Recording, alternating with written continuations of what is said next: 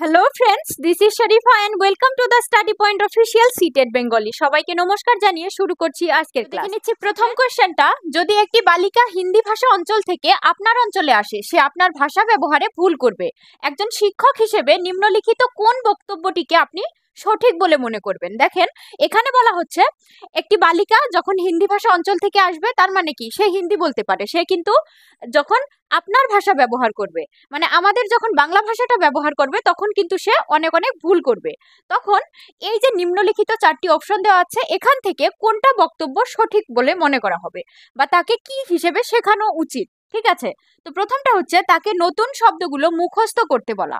মুখস্থ একটা negative word in pedagogy, আমি আগেও বলেছি, সুতরাং এটা হচ্ছে না। ভাষা ব্যবহারে তাকে বেশি সুযোগ দেওয়া, এটাতে কি বলা হচ্ছে? বেশি বেশি অগ্রাধিকার দেওয়া বা অপরচুনিটি দেওয়া, তো এটা ঠিকই আছে। তাকে প্রতিদিন ৮ ঘন্টা করে অনুশীলন করানো বা ৮ ঘন্টা করে। দেখো, একটা নতুন ভাষা শিখতে গেলে কিন্তু কোনো নির্ধারিত ৮ ঘন্টা বা ১ ঘন্টা করে প্রতিদিন শিখলে কিন্তু হবে না, সেই ভাষাটার সঙ্গে তাকে বেশি বেশি যুক্ত থাকতে হবে। সুতরাং ৩ নম্বরটিও হচ্ছে না। ইংরাজি ভাষা ব্যবহার করতে বলো, এটা তো হবেই না তোমার। তো দেখা যাচ্ছে ২ নম্বর, সরাসরি ২ নম্বর অপশনটা হয়ে যাচ্ছে আমাদের জন্য কারেক্ট অ্যান্সার। কারণ দেখো, এখানে বলা হচ্ছে যে তাকে বেশি বেশি সুযোগ দেওয়া বলা হয়েছে। কারণ এই যে আমাদের যে বাংলা ভাষাটা, সে যত বেশি করে মিশবে, বলবে, তত বেশি সে তাড়াতাড়ি কি করতে পারবে? বাংলা ভাষাটা শিখতে পারবে। সুতরাং ২ নম্বর অপশনটি হয়ে যাচ্ছে আমাদের জন্য কারেক্ট আনসার। দেখে নিচ্ছি পরের কোয়েশ্চেনটা। প্রাথমিক ভাষার বিকাশ বলতে সাধারণত যা বোঝায়, এখানে ৪টি অপশন দেওয়া আছে। প্রাথমিক ভাষার বিকাশ, যেটা প্রথম বাচ্চার কি হয়, ভাষার বিকাশটা হয়, সেটাকে কি বলা হয়? তাকে কি শেখা বলা হয়, নাকি অর্জন করা, না বিকাশ, না অবগতি? দেখো, এটা একটা খুব ইজি অ্যান্ড ডিরেক্ট কোয়েশ্চেন। সেটা হচ্ছে, যেহেতু এখানে প্রাথমিক দেওয়া আছে, তার মানে কি করছে বাচ্চাটা? ভাষা কিন্তু অর্জন করছে প্রাথমিক অবস্থায়। মানে প্রথমত সে যে ভাষাটা বলা শুরু করবে, সেটাকে কিন্তু অর্জন করা বলা হয়। অপশনে যে কিছুই দেওয়া থাক না কেন, তোমার ডিরেক্ট অ্যান্সার হয়ে যাবে অর্জন করা। দেখে নিচ্ছি পরের কোয়েশ্চেনটা। নিচের কোনটি গ্রহণ দক্ষতা? দেখো, রিসেপটিভ স্কিলস, যেটা আমরা কি করি? গ্রহণ করি। সেখান থেকে দেখো, শ্রবণ এবং বাচন। শ্রবণটা ঠিকই আছে, কেউ কিছু বললে আমরা কিন্তু শুনতে পাই, কিন্তু বাচনটা হচ্ছে তোমার কথা বলা। আমরা জানি কথা বলা এবং লেখা, এই দুটো কিন্তু প্রোডাক্টিভ স্কিল। সুতরাং আমাদের এখান থেকে বেছে নিতে হবে গ্রহণ দক্ষতা, অর্থাৎ রিসেপটিভ স্কিল। তো দেখে নিচ্ছি শ্রবণ এবং পঠন। দেখো, শ্রবণ, কেউ কিছু বললে আমরা শুনতে পাই, সেটা শ্রবণ, এবং পঠন, কোনো একটা বিষয় পড়ে কি করি? আমরা জ্ঞান অর্জন করি। সুতরাং ২ নম্বরটা ঠিকই আছে। ৩ নম্বরে শ্রবণ এবং কথন, সেম কথাই, যেখানে প্রোডাক্টিভ আছে, এবং বাচন এবং লিখন, এখানে কিন্তু দুটোই প্রোডাক্টিভ। সুতরাং এখানে আমাদের ২ নম্বর অ্যান্সারটি হয়ে যাবে কারেক্ট অ্যান্সার। দেখে নিচ্ছি পরের কোয়েশ্চেনটি। যে শিক্ষণগত অক্ষমতাটি পড়ার, ব্যাখ্যা করার এবং অক্ষর বা বর্ণ, শব্দ এবং প্রতীক সমূহ বুঝতে পারার সামর্থ্যকে নষ্ট করে, সেটিকে ড্যাশ বলা হয়। দেখো, এখানে ৪টি অক্ষমতা দেওয়া আছে অপশনে। এখান থেকে আমাদের বেছে নিতে হবে যে পড়া বা কোনো বস্তু, একটা বিষয় ব্যাখ্যা করা, বাকি কোনো অক্ষর বা বর্ণ, শব্দ এবং প্রতীক সমূহ বুঝতে পারা। সহজ কথা হচ্ছে, যেখানে পড়াশোনার বিষয়ে থাকবে, সেটা কিন্তু আমাদের ডিসলেক্সিয়া হয়ে যাবে। ঠিক আছে, তো আমরা দেখে নিচ্ছি। দেখো, ডিসলেক্সিয়া যেটা পঠনগত অক্ষমতা, ডিসক্যালকুলিয়া হচ্ছে গণিত সম্পর্কীয়, ডিসফেজিয়া হচ্ছে কমিউনিকেশন, কথা বলার ক্ষেত্রে, এবং ডিসপ্র্যাগজিয়া হচ্ছে মোটর ডিসেবিলিটি, মানে শারীরিক অক্ষমতা। এখান থেকে সুতরাং আমাদের ১ নম্বরটি যেটা, সেটা হবো পড়াশোনার বিষয়ে অক্ষমতা, সেটা হচ্ছে ডিসলেক্সিয়া। দেখে নিচ্ছি পরের কোয়েশ্চেনটা। দ্রুত পাঠের উদ্দেশ্য, যেটা দ্রুত পাঠ মানে আমরা কি বুঝবো? খুব তাড়াতাড়ি যে কোনো একটা বিষয় আমরা পড়ে নেব। তো দেখো, এখানে কি উদ্দেশ্য হতে পারে? আগ্রহ জাগানো, যে কোনো বিষয়ের প্রতি আগ্রহ জাগবে, সেটা আমরা দ্রুতভাবে পড়ে নেব? অবশ্যই না। তোমরা সবসময় মনে রাখবে, যে কোনো বিষয়ের প্রতি যদি আমাদের আগ্রহ জাগে, সেটাকে কিন্তু আমরা পুঙ্খানুপুঙ্খভাবে পড়তে চেষ্টা করি। সুতরাং ১ নম্বরটি হচ্ছে না। ২ নম্বর, নির্দিষ্ট বিবরণ জানা, যে হ্যাঁ, কোনো একটা বিষয়ের প্রতি যদি আমরা পড়ে নিই খুব দ্রুতভাবে, যে তার বিবরণ সম্পর্কে জানা, যে তার সারমর্ম, সেখানে কি বলতে চাচ্ছে, আমরা খুব তাড়াতাড়ি একবার পড়ে নিয়ে সেটা কি করতে পারি? অনুমান করতে পারি বা জানতে পারি। সুতরাং ২ নম্বরটা ঠিকই আছে। ৩ নম্বর, বিস্তৃত পাঠ, আমি যেটা বললাম যে আগ্রহ থাকলে কি করব? আমরা বিস্তৃত ভাবে পড়বো বা পুঙ্খানুপুঙ্খ ভাবে পড়বো। সুতরাং ৩ নম্বরটিও হচ্ছে না। এবং ৪ নম্বরটি হচ্ছে তথ্য জানতে চাওয়া। দেখো, যে কোনো একটা বিষয়ে যদি আমরা তথ্য জানতে চাই, তখন কি করতে হবে? বিষয়টা খুব বিতং ভাবে, বিস্তৃত ভাবে কিন্তু আমাদের পড়তে হবে। সুতরাং ৪ নম্বরটিও হচ্ছে না। আমাদের অপশন নাম্বার হয়ে যাবে ২ নাম্বার কারেক্ট অ্যান্সার। কারণ নির্দিষ্ট বিবরণ জানা বা যে কোনো সারমর্ম জেনে কি করব? আমরা খুব দ্রুত ভাবে পাঠ একটা পড়ে নেব। দেখে নিচ্ছি পরের কোয়েশ্চেনটা, একটি ভাষায় প্রতিকারযোগ্য বা রেমেডিয়াল শিক্ষাদানের লক্ষ্য কি? আমরা জানি প্রতিকারযোগ্য শিক্ষণ কাকে বলে। যখন গোটা বছরটা স্টুডেন্টরা পড়ে ফাইনাল পরীক্ষাতে পাশ করতে পারে না, তখন তাদের কি করা হয়, এই যে মধ্যে 2-1 মাস থাকে সেখানে এক্সট্রা ক্লাস দিয়ে তাদের আবার প্রমোশন দেওয়া হয় নেক্সট ক্লাসে। তো এই যে প্রমোশন দেওয়া হয় বা পড়ানো হয় সেটাকেই বলা হয় প্রতিকারযোগ্য বা রেমেডিয়াল ক্লাস। ঠিক আছে, তো দেখো এটার লক্ষ্য বা উদ্দেশ্যগুলো কি কি আমাদের দেখে নিতে হবে। ছাত্রের প্রাথমিক ভুল ভ্রান্তি কাটিয়ে ওঠা, অবশ্যই যে কোনো বিষয়ে যদি তাদের ভুল ভ্রান্তি থাকে সেগুলো কিন্তু কাটিয়ে তোলা। জ্ঞান বিষয়ক ভুল ভ্রান্তি কাটিয়ে ওঠা, যেটা প্রাথমিক সেটা যে এই যে ধরো তোমার বর্ণ শব্দ এগুলো সেগুলোও কাটিয়ে তোলে। জ্ঞান বিষয়ক যে যে কোনো পার্ট একটা অর্থ বুঝতে পারছে না বা উপলব্ধি করতে পারছে না সেগুলোও কিন্তু ভুল ভ্রান্তিগুলো তাদেরকে কি করা হয়, কাটিয়ে তুলিয়ে দেওয়া হয়। এবং ছাত্রদের মধ্যে আত্মবিশ্বাসের বোধ গড়ে তোলা। হ্যাঁ, যখন তারা ফেল করে তখন কিন্তু মনের মধ্যে একটা ভয় চলে আসে বা যেটা তাদের আত্মবিশ্বাস সেটা কিন্তু কমে যায়, যে আমরা পারবো না বা আমাদের দ্বারা হবে না। তখন কি করা হয়, এই যে রেমেডিয়াল বা প্রতিকারযোগ্য ক্লাস দিয়ে তাদেরকে প্রমোশন দেওয়া হয় এবং তাদের মধ্যে যেটা আত্মবিশ্বাস যে হ্যাঁ তোমরাও পারবে বা তোমাদের সহপাঠীদের মতো তোমরাও পারবে, আগন্তুক যাতে তোমাদের কি করতে হয়, প্রতিকারযোগ্য ক্লাসের জন্য দরকার না হয়, তোমরা ভালোভাবে পড়বে, এই যে একটা আত্মবিশ্বাস সেটা কিন্তু অবশ্যই গড়ে ওঠে। সুতরাং 4 নম্বর অপশনটি হয়ে যাবে আমাদের জন্য কারেক্ট অ্যান্সার, যে উপরোক্ত সবগুলি। দেখে নিচ্ছি পরের কোয়েশ্চেনটা, সেটা হচ্ছে পঠন শেখানোর ক্ষেত্রে প্রথমেই বর্ণ ও স্বনিমের মতো বুনিয়াদী উপাদানগুলির সঙ্গে পরিচয় ঘটিয়ে তারপর কিভাবে শব্দ ও বাক্য গঠন এবং তারপর একটি সমগ্র বিষয়ের দিকে অগ্রসর হওয়ার পদ্ধতিটিকে কি বলা হয়। দেখো এখানে বলা হচ্ছে প্রথমে একটা শিক্ষার্থীকে বর্ণ শেখানো হয়, তারপর শব্দ, তারপর বাক্য, তারপর একটি সমগ্র বিষয় কিভাবে পড়তে হয় সেটা কিন্তু শেখানো হয়। এই যে পদ্ধতিটাকে ছোট থেকে বড়র দিকে প্রথমে বর্ণ, তারপর শব্দ, তারপর বাক্য, তারপরে পুরো একটা প্যারাগ্রাফ পড়াকে কি বলা হয় দেখে নাও।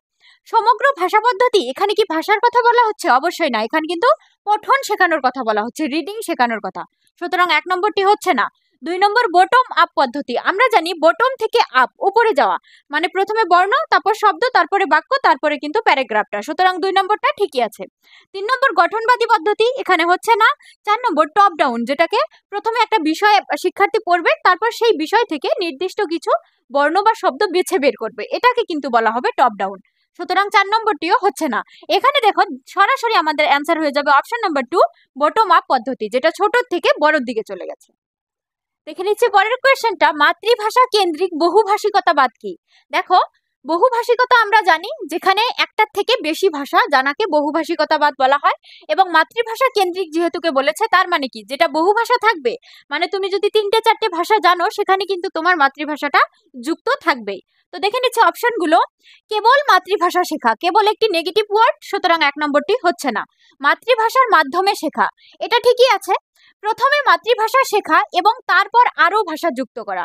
তো 2 নম্বর অপশনে দেখো কি বলা হচ্ছে, মাতৃভাষার মাধ্যমে শেখা। ঠিক আছে, তুমি তো মাতৃভাষার মাধ্যমে শিখবে, কিন্তু এখানে কিন্তু বহুভাষিকতা, অন্য ভাষার কথা বলা হচ্ছে। সুতরাং 2 নম্বরটি হচ্ছে না। প্রথমে মাতৃভাষা শেখা এবং তারপর আরো ভাষা যুক্ত করা, এটা কিন্তু ঠিকই আছে। এবং অনেক ভাষা এবং বিদেশি ভাষাকে মাতৃভাষা রূপে শেখা, অবশ্যই না। 4 নম্বর অপশনটিও হবে না। এখানে দেখো সরাসরি 3 নম্বর আনসারটি হয়ে যাবে আমাদের জন্য কারেক্ট আনসার, কারণ প্রথমে আমরা মাতৃভাষা শিখবো, তারপরে কি করব, অন্য অন্য ভাষা কিন্তু যুক্ত করব, সেখানে কি হবে, তার মানেই হচ্ছে মাতৃভাষা কেন্দ্রিক বহুভাষিকতাবাদ। দেখে নিচ্ছি পরের কোয়েশ্চেনটা, শব্দ ধাঁধা, যেটাকে ক্রাউন ওয়ার্ড পজল বলা হয়, যা বুদ্ধিতে সাহায্য করে। এই যে কতগুলো ধাঁধা ধরা হয়, এগুলো কিসেতে সাহায্য করে? শোনার দক্ষতাকে নাকি লেখার দক্ষতাকে? দেখো এখানে কিন্তু শোনার দক্ষতাকে বৃদ্ধি করে না, যে কেউ বলছে আমরা শুনছি বা দক্ষতা বৃদ্ধি হচ্ছে, এটা হয় না। লেখার দক্ষতাও এখানে কিন্তু বৃদ্ধি হয় না। এখানে কি হয় দেখো, শব্দ ভান্ডারের দক্ষতা বৃদ্ধি হয়, যে কেউ একটা ধাঁধা ধরলো, তুমি সেটা চিন্তা করে কি শব্দ হবে বা কি ব্যবহার করলে তোমার উত্তরটা সঠিক হবে, সেটা তোমার কিন্তু দক্ষতাটা বাড়ে, তার মানে কি শব্দ ভান্ডারের দক্ষতা বাড়ে। 3 নম্বরটা হয়ে যাচ্ছে আমাদের কারেক্ট অ্যান্সার। আর বলা হচ্ছে 4 নম্বরে আবিধানিক অর্থ, এখানে কোনো অর্থের কথা বলা হয়নি, সুতরাং 3 নম্বরটি আমাদের অ্যান্সার। দেখে নিচ্ছি পরের কোয়েশ্চেনটা, শ্রেণীকক্ষে মাতৃভাষা বর্জন করা হচ্ছে ড্যাশ পদ্ধতির চারিত্রিক বৈশিষ্ট্য। দেখো শ্রেণীকক্ষে মাতৃভাষা বর্জন করা হয় মানে মাতৃভাষা সেক্ষেত্রে ব্যবহার করা হয় না, এটা কার চারিত্রিক বৈশিষ্ট্য? প্রাকৃতিক বা ন্যাচারাল। দেখুন এখানে প্রাকৃতিক মানে বোঝাচ্ছে ভাষা অর্জন করাটাকে, কিন্তু আমরা জানি যখন একটা বাচ্চা প্রথমত ভাষা অর্জন করে সে কিন্তু প্রথমে মাতৃভাষাটাই অর্জন করে, ঠিক আছে? সুতরাং এখানে 1 নম্বরটি হচ্ছে না। দ্বিভাষিক, যেখানে বিল্যাঙ্গুয়াল বা দুটো ভাষার কথা বলা হচ্ছে, কিন্তু কোয়েশ্চেনে দেওয়া আছে যেখানে যে ক্লাসটাতে বা যে বিষয়টাতে মাতৃভাষা কি করা হচ্ছে, বর্জন করা হচ্ছে, এখানে কিন্তু দুটো ভাষার কথা বলা হয়নি, সুতরাং 2 নম্বরও হচ্ছে না। এখানে 3 নম্বরে আছে প্রত্যক্ষ বা ডিরেক্ট পদ্ধতি, এটাই হবে আমাদের অ্যান্সার। কারণ দেখো ডিরেক্ট পদ্ধতিতে সবসময় কি করা হয়, যেটা তোমার লক্ষ্য ভাষা থাকবে বা তুমি যেটা ভাষা মাতৃভাষা বাদে অন্য ভাষা যেটা শিখতে চাচ্ছ, ডিরেক্ট কিন্তু সেই ভাষাটাই ইউজ করে, যেখানে মাতৃভাষাটাকে বর্জন করা হয়। সুতরাং 3 নম্বরটি হয়ে যাবে আমাদের জন্য কারেক্ট অ্যান্সার। আর 4 নম্বরে বলা হচ্ছে শ্রুতিভাষিক, যেটা তো হবেই না এই ক্ষেত্রে।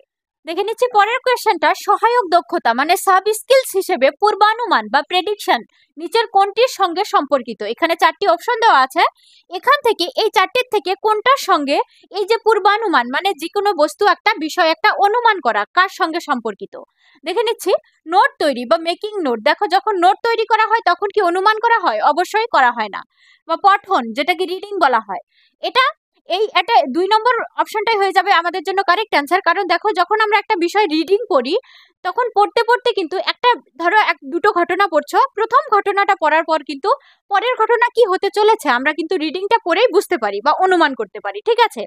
তারপরে দেখো পূর্ব লেখা, যেটাকে ড্রাফট করা হয়, অনুমান করে কখনোই কেউ ড্রাফট লিখে না, ঠিক আছে। সুতরাং 3 নম্বরটা হচ্ছে না। এবং সংক্ষেপীকরণ বা সামারাইজিং, সামারাইজিংও কিন্তু এখানে অনুমানের কথা আসে না, সামারাইজিং এ আসে যে পুরো বিষয়টা কি হয়েছে সেটা শর্টকাটে ভালোভাবে বলে দেওয়া। সুতরাং 4 নম্বরটিও হবে না, আমাদের অ্যান্সার হয়ে যাবে 2 নম্বর অপশন পঠন। দেখে নিচ্ছি পরের কোয়েশ্চেনটা, নিচে প্রদত্ত ক্রমগুলির মধ্যে কোনটি ভাষিক দক্ষতা মানে ল্যাঙ্গুয়েজ স্কিলস এর অর্জনের সহজতম পদ্ধতি। দেখো এখানে উল্টো পাল্টা করে দেওয়া আছে যে 4টি আমাদের দক্ষতা আসে ল্যাঙ্গুয়েজ স্কিলস এর ভাষিক দক্ষতার, তো এখান থেকে আমাদের সঠিক ক্রম যেটা সেটাকে কিন্তু বেছে নিতে হবে। এক্ষেত্রে আমি তোমাদের একটা সহজ ট্রিক দিয়ে দিচ্ছি, সেই হিসেবে তোমরা যদি খাটাও একদম 1 মিনিটের মধ্যে বেরিয়ে পড়বে। সেটা হচ্ছে LSR ডাব্লিউ, ঠিক আছে। এই LSR দিয়ে কিন্তু আমরা সঠিক ক্রমটা বেছে নিতে পারবো। এল মানে হচ্ছে লিসেনিং, দেখো প্রথমে আমাদের শ্রবণটা থাকতে হবে, লিসেনিং থাকতে হবে।